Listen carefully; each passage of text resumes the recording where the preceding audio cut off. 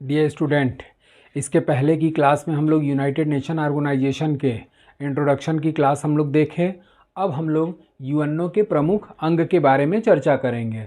और इस organs of UNO के जो अंग हैं, ये दो प्रकार के अंग इसमें शामिल होते हैं। एक होता है आपका प्रत्यक्ष अंग और दूसरा होता है आपका अप्रत्यक्ष अंग। तो इस अप्रत्यक्ष अंग और प्रत्यक्ष अंग में अंतर क्या होता है? तो ये जो आपके प्रत्यक्ष अंग हैं, इन्हीं प्रत्यक्ष अंगों की कुल संख्या कितनी है? तो 6 है। पहले तो आपका इसको अगर स्क्रीनशॉट लेना हो तो स्क्रीनशॉट ले लीजिए, और इसी से रिलेटेड क्वेश्चन आपके परीक्षाओं में अक्सर पूछने को मिलता है। और हमने केवल क्वेश्चन मार्क पॉइंट वाइज लिख दिया है और उसकी व्याख्या हम आप लोगों के सामने प्रोवाइड कराएंगे। तो अब प्रत्यक्ष अंगों की कुल संख्या आपका 6 है, और इसी 6 प्रत्यक्ष अंगों के माध्यम से यूनाइटेड नेशन ऑर्गेनाइजेशन जो है वो कार्य करता है। जबकि अप्रत्यक्ष अंग जो हैं, इन अप्रत्यक्ष अंगों की स्थापना जो है एक करार के माध्यम से की गई है। किसके माध्यम से? करार। अब कुछ लोगों को ये करार शब्द नहीं समझ में आ रहा होगा, तो करार का मतलब होता है एग्रीमेंट। और इसी अंगों की जो स्थापना की गई है वो यूनाइटेड नेशन ऑर्गेनाइजेशन एक एग्रीमेंट के माध्यम से किया है, और उन अंगों को अपने विशेष कार्य प्रदान कर दिया है। और इसी अप्रत्यक्ष अंगों को विशिष्ट अभिकरण के नाम से भी जाना जाता है। विशिष्ट अभिकरण का मतलब होता है स्पेशल एजेंसीज। अब जैसे कि इसमें WHO का नाम आप लोग सुने होंगे, ILO का नाम सुने होंगे, इंटरनेशनल लेबर ऑर्गेनाइजेशन, यूनेस्को का नाम सुने होंगे, यूनिसेफ का नाम सुने होंगे। और यही यूनिसेफ जो है बच्चों के कल्याण हेतु कार्य करती है। और ILO जो है इंटरनेशनल लेबर ऑर्गेनाइजेशन, जो कि श्रमिक संगठन के रूप में कार्य करता है। WHO का मतलब हो गया हेल्थ के संबंध में कार्य करना। तो इस तरीके से इन अप्रत्यक्ष अंगों की स्थापना एक एग्रीमेंट या करार के माध्यम से किया गया है, और इनको केवल एक विशेष कार्य प्रदान कर दिया गया है। जबकि यूएनओ की जो प्रमुख जो आपका लॉ मेकिंग वगैरह होता है, कानून बनाना होता है या प्रक्रिया का निर्धारण करना होता है, वो सारी चीज़ें किसके माध्यम से की जाती हैं? तो वो आपके प्रत्यक्ष अंग के माध्यम से की जाती हैं। अब इसमें पहला आपका जो प्रत्यक्ष अंग है, अप्रत्यक्ष की चर्चा जो है हम अगले वीडियो में करेंगे। उसमें केवल और केवल आपका यही क्वेश्चन पूछता है कि आपका अप्रत्यक्ष अंग में कौन कौन से अंग शामिल हैं, और उसके साथ साथ उन अंगों की स्थापना कब की गई थी और उसका मुख्यालय कहाँ स्थापित है। बस अप्रत्यक्ष अंग से यही क्वेश्चन आपके परीक्षाओं में पूछता है। अब यहाँ पर पहला अंग आपका आ गया महासभा, और महासभा को इंग्लिश में कहते हैं जनरल असेंबली।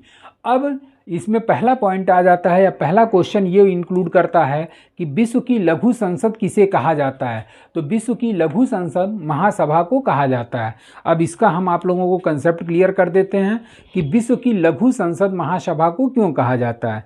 क्योंकि यूएनओ का ये मानना है कि विश्व में कुल स्वतंत्र अस्तित्व वाले देशों की संख्या 196 है, 196 है, और 196 देशों में से 193 देश जो हैं वो यूएनओ के क्या हैं? सदस्य हैं। अब 193 देशों के लोग जब एक छत के नीचे इकट्ठा होकर के मीटिंग या अधिवेशन करते हैं, तो इस कारण से इसे क्या कहा जाता है? तो विश्व की लघु संसद कहा जाता है। अब यहाँ पर इस महासभा का जो गठन होता है, वो महासभा का गठन अभी हम बताएं कि यूएन के जो भी सदस्य देश हैं वो सभी किसके प्रतिनिधि माने जाते हैं? तो वो यूएन महासभा के प्रतिनिधि माने जाते हैं। अब इसका अधिवेशन, तो ये जो यूएनओ का अधिवेशन होता है, यूएनओ के महासभा का जो अधिवेशन होता है, ये अधिवेशन जो है वर्ष में एक बार होता है। और ये कब शुरू होता है? तो ये सितंबर माह से शुरू होता है। कब से शुरू होता है?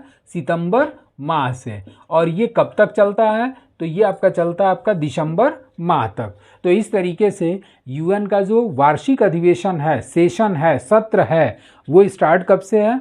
तो वो सितंबर माह से शुरू होता है, और कब तक चलता है? दिसंबर माह तक चलता है। इसके सेशन के बारे में भी हम आगे बताएंगे कि जो वर्तमान सेशन चला है वो कौन सा सेशन था, या अगला जो सेशन है वो किस क्रम का सेशन होगा, और उस सेशन की अध्यक्षता किसके द्वारा की गई, इसको अगले पॉइंट में हम आप लोगों को मेंशन करेंगे। अब इसका जो महासभा होती है, इस महासभा का प्रमुख कार्य क्या है? तो इसका प्रमुख कार्य है नियुक्ति के संबंध में कार्य। मतलब जितने भी यूएनओ में नियुक्ति वगैरह की जाएगी, आंख बंद करके आप लोग आंसर क्या मारिएगा, महासभा। क्योंकि आगे जब हम लोग चलेंगे तो जैसे कि आपका ये सुरक्षा परिषद है, तो सुरक्षा परिषद के अस्थायी सदस्यों का कार्यकाल 2 वर्ष का होता है। 2 वर्ष के बाद जब उनकी नियुक्ति की जाएगी तो किसके द्वारा की जाएगी, तो महासभा के द्वारा की जाएगी। इसी तरीके से अंतर्राष्ट्रीय न्यायालय जो है, उस अंतर्राष्ट्रीय न्यायालय में 15 न्यायाधीश होते हैं और 15 न्यायाधीशों से मिलकर जो गठित होता है, इनका कार्यकाल 9 वर्ष का होता है। और 9 वर्ष का जब कार्यकाल समाप्त हो जाता है तब इनकी नियुक्ति जो है महासभा के द्वारा की जाती है। तो इस तरीके से जितनी भी नियुक्ति से रिलेटेड क्वेश्चन आएगा, उस नियुक्ति का आंसर किसको मारना है, तो महासभा के द्वारा। तो यूएनओ में जितनी भी नियुक्ति की जाती है वो सभी नियुक्तियां महासभा के द्वारा की जाती हैं। उसके बाद से आपका आता है बजट संबंधी कार्य। मतलब यूएनओ का जो भी बजट वगैरह तैयार करना होगा, वो बजट किसके द्वारा तैयार किया जाता है, तो बजट तैयार करने का भी कार्य महासभा के द्वारा किया जाता है। अब एक ये मोस्ट इम्पॉर्टेंट क्वेश्चन के रूप में अक्सर पूछता है कि आपका महासभा में नियुक्त होने वाली पहली भारतीय महिला अध्यक्ष के रूप में कौन हुई थी। तो नियुक्त होने वाली जो प्रथम भारतीय महिला अध्यक्ष थी वो थी आपकी पंडित विजय लक्ष्मी। और यही विजय लक्ष्मी पंडित जो थी 1953-54 में महासभा की अध्यक्षता करने वाली प्रथम भारतीय महिला के रूप में इनको जाना जाता है। अब यहाँ पर आते हैं, जैसा कि हमने बताया कि इसका अधिवेशन सितंबर माह से शुरू होता है और दिसंबर माह तक चलता है। तो इसी 78वें अधिवेशन की अध्यक्षता किसके द्वारा की गई थी, तो आपका 78वां अधिवेशन की अध्यक्षता जो है मिस्टर डेनिस फ्रांसिस, नोट कर लीजिए इसको, मिस्टर डेनिस फ्रांसिस। और इसी मिस्टर डेनिस फ्रांसिस को सितंबर 2023 में 78वें अधिवेशन का अध्यक्ष नियुक्त किया गया। अब ये 79वां जो अधिवेशन होगा, 79वां अधिवेशन जो होगा उसका अध्यक्ष किसे नामित किया गया है। हालांकि ये 79 जो है आपका ये सितंबर 2023 में अध्यक्ष के रूप में कार्य किए, तो 2024 के सितंबर में जब इसका 79वां अधिवेशन जब संचालित होगा तो इसके जो अध्यक्ष नामित किए गए हैं वो आपके हैं फिलीमान यूची यंग। इसको भी आप लोग नोट कर लीजिए, फिलीमान यूची यंग। और ये जो फिलीमान यूची यंग हैं ये कब से आपका कार्य करेंगे, तो ये सितंबर 2024 में जो महासभा का अधिवेशन संचालित किया जाएगा उस संचालन का अध्यक्ष कौन होगा, तो फिलीमान यूची यंग सितंबर 2024 में महासभा के अध्यक्ष के रूप में शामिल किए जाएंगे। अब हम लोग आते हैं दूसरे अंग पे, और दूसरा अंग कौन सा है, तो दूसरा अंग आपका आ जाता है सुरक्षा परिषद। और ये जो सुरक्षा परिषद है, इस सुरक्षा परिषद में आप देख रहे होंगे कि 2 प्रकार के सदस्य शामिल हैं। पहला आपका स्थायी सदस्य और दूसरा आपका अस्थायी सदस्य। स्थायी सदस्यों की कुल संख्या कितनी है, तो ये आपका 5 है। और इस 5 का एक ट्रिक है ABCFR। अब ये 5 अल्फ़ाबेटिकल अक्षर से 5 बड़े मजबूत देशों का नाम निकलेगा, जैसे A for America, B for Britain, C for China, F for France, R for रूस। तो इस तरीके से स्थायी सदस्य देशों की कुल संख्या कितनी है, तो स्थायी सदस्य देशों की कुल संख्या 5 है। और इसका ट्रिक है आपका ABCFR। और इसी 5 स्थायी देशों को कौन सी शक्ति प्राप्त है, तो इन्हीं 5 देशों को वीटो पावर की शक्ति यूनाइटेड नेशन ऑर्गेनाइजेशन में प्राप्त है। ये भी क्वेश्चन आपके परीक्षाओं में पूछता है कि निम्न में किस देश को यूएन की वीटो शक्ति प्राप्त नहीं है या प्राप्त है। तो इस टाइप से ये 5 अगर आप अल्फ़ाबेटिकल अक्षर याद रखेंगे तो 5 देश का नाम आसानी से निकल आएगा और वीटो शक्ति वाला क्वेश्चन भी आपका आसानी से सॉल्व हो जाएगा। अब आते हैं हम लोग अस्थायी सदस्य। तो अस्थायी सदस्यों की कुल संख्या आपका 10 है।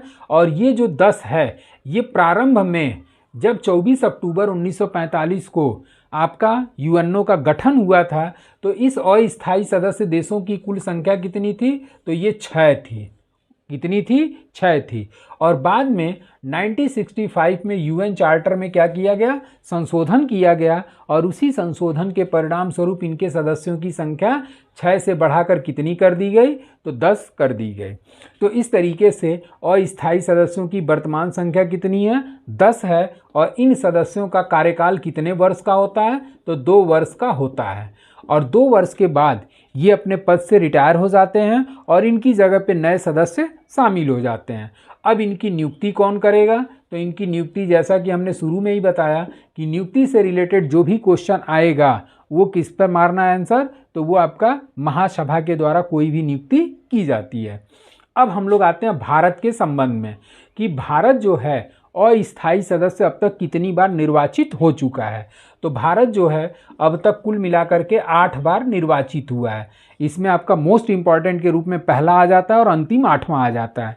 तो पहली बार जब भारत अस्थायी सदस्य के रूप में निर्वाचित हुआ था तो 1951-52 में हुआ था और उसके बाद से 8वीं बार जो निर्वाचित हुआ वो 2021-22 के लिए निर्वाचित किया गया। तो इस तरीके से भारत सुरक्षा परिषद का अस्थायी सदस्य अब तक 8 बार निर्वाचित हो चुका है। हालांकि बार बार भारत के संबंध में यह बात उठाई जाती है कि भारत को भी स्थायी सदस्यता दी जानी चाहिए, लेकिन अब इसमें भारत का सबसे बड़ा दुश्मन जो है वो चाइना स्थायी सदस्य देश में बैठा हुआ है और ये हमेशा अपने वीटो पावर का प्रयोग करते हुए निगेटिव मत दे देता है। और जैसा कि शुरू के वीडियो में ही हमने बताया कि अगर कोई भी देश, स्थायी सदस्य देश अगर निगेटिव अपना वोट देता है तो उस कंडीशन में वो रिजोल्यूशन या वो नियम कानून समाप्त हो जाता है। तो चाइना जो है ये भारत के विपक्ष में वोट दे देता है, वीटो पावर का प्रयोग कर देता है। इसी कारण से भारत को आज तक स्थायी सदस्यता प्राप्त नहीं हो सकी। अब अगर यूएन चार्टर में संशोधन किया जाएगा कि इस 5 स्थायी सदस्यों में से कम मेजॉरिटी के आधार पर 3 स्थायी सदस्यों का अगर सकारात्मक मत होता है तो भी सदस्यता प्रदान की जाएगी या निष्कासित किया जाएगा या निलंबित किया जाएगा। तब जाकर के भारत की संभावना बढ़ जाती है कि वो यूएन में आपका स्थायी सदस्यता प्राप्त कर सके। अब आते हैं हम लोग तीसरे अंग पर और तीसरा अंग आपका है आर्थिक एवं सामाजिक परिषद। और आर्थिक एवं सामाजिक परिषद का गठन जो है वो कितने सदस्यों से मिलकर होता है? 54 सदस्यों से मिलकर होता है। और इन सदस्यों का कार्यकाल कितने वर्ष का है? तो इन सदस्यों का कार्यकाल 2 वर्ष का होता है।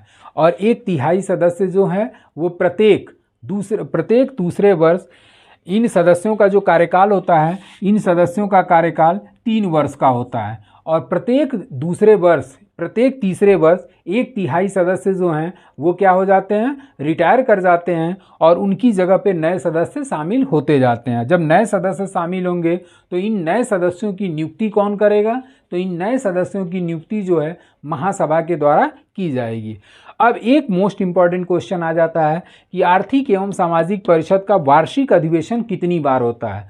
तो इसका वार्षिक अधिवेशन 2 बार होता है। एक होता है आपका अप्रैल माह में और दूसरा अधिवेशन होता है जुलाई माह में।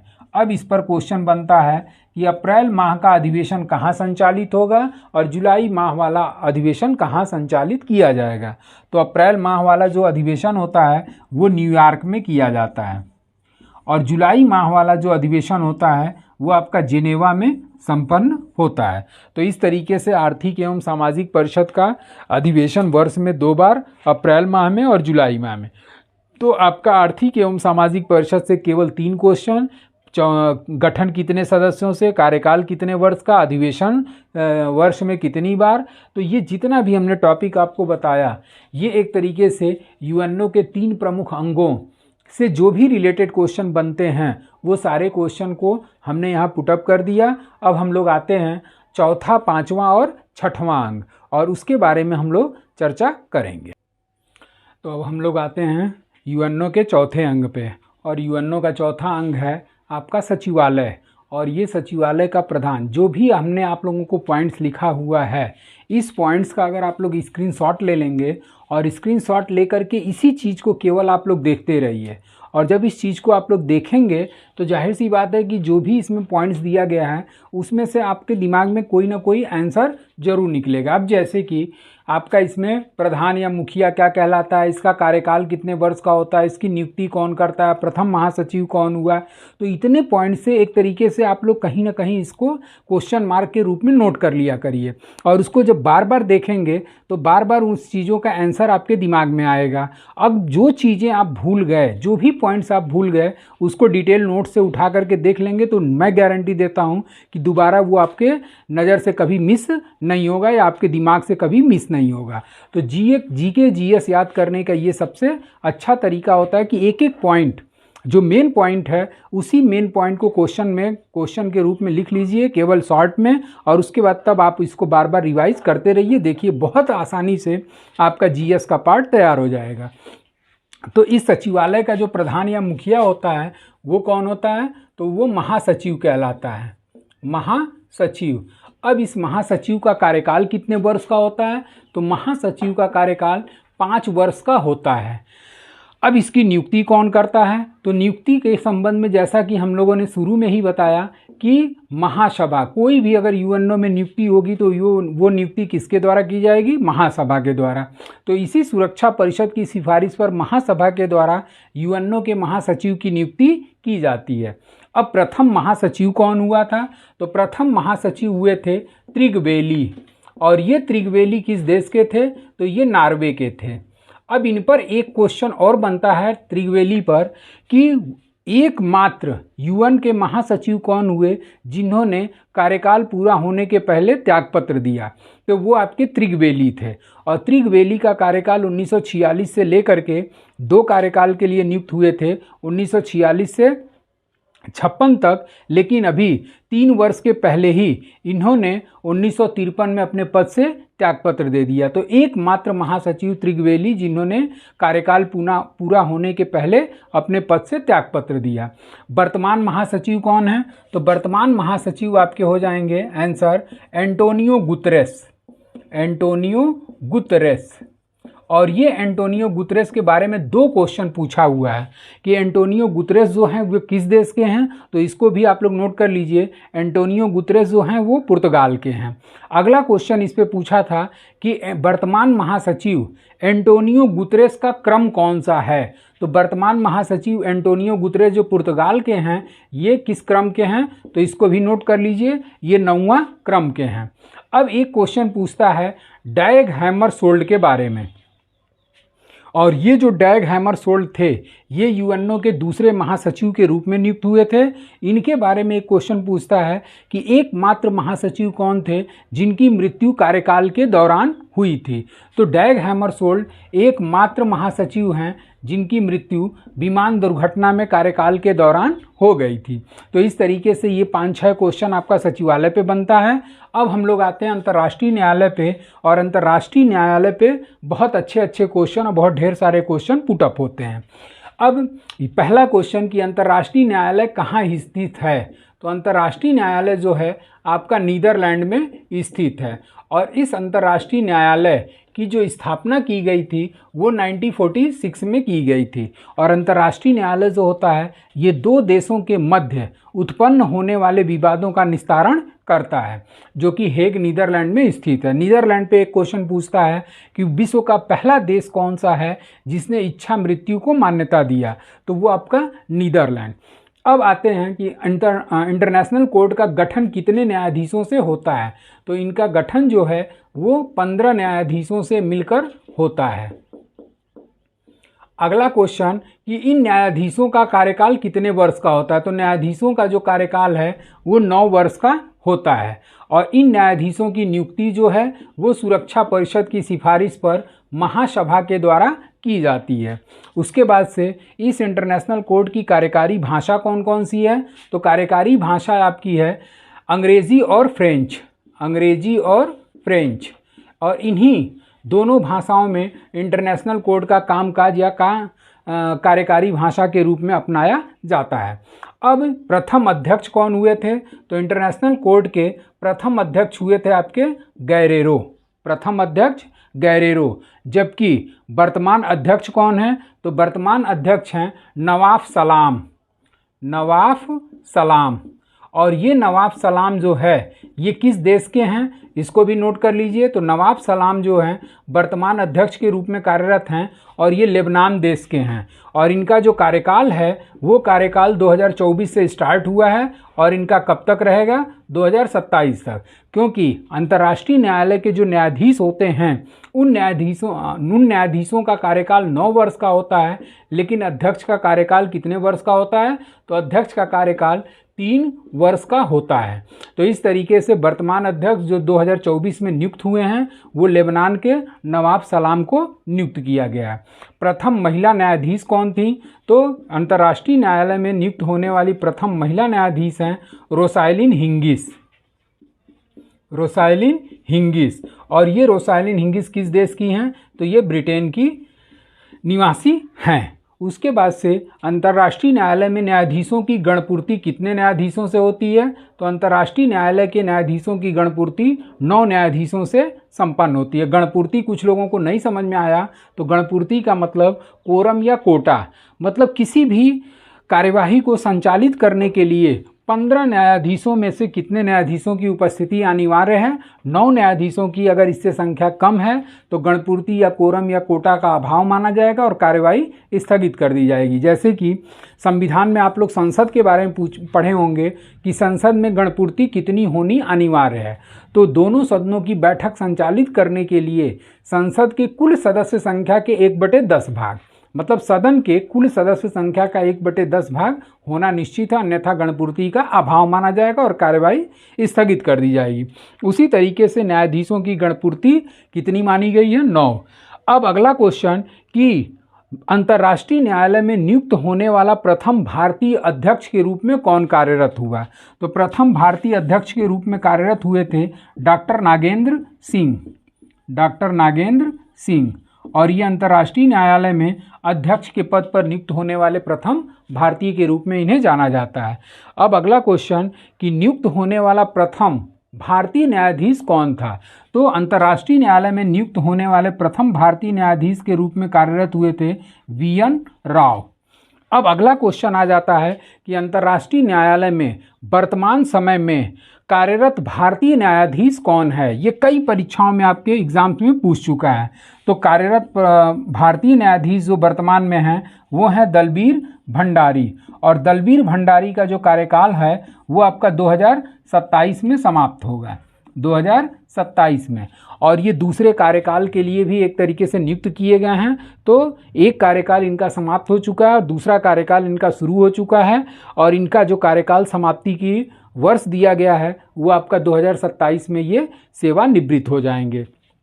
अब जो आपका छठा अंग है वो छठा अंग आपका है न्यासिता परिषद, और इसी न्यासिता परिषद को इंग्लिश में कहते हैं ट्रस्टीशिप काउंसिल।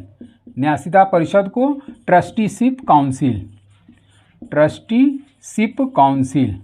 और ये ट्रस्टीशिप काउंसिल जो है इसका एक तरीके से अस्तित्व समाप्त हो चुका है और ये केवल और केवल गिनती मात्र का अंग रह गया है। तो इस तरीके से प्रिय स्टूडेंट, हमने आप लोगों को यूनाइटेड नेशन ऑर्गेनाइजेशन का फुल वीडियो प्रोवाइड करा दिया इनके अंगों का। अब जो अगला वीडियो आएगा वो अप्रत्यक्ष अंग के बारे में रहेगा, और उस अप्रत्यक्ष अंग से भी क्वेश्चन सुमेलित करने के लिए पूछ देता है, उनका स्थापना वर्ष पूछ देता है, उसके साथ साथ इनका मुख्यालय कहाँ स्थित है। तो ये आपको अप्रत्यक्ष अंग की पूरी जानकारी आपको अगले वीडियो में प्रोवाइड कराई जाएगी।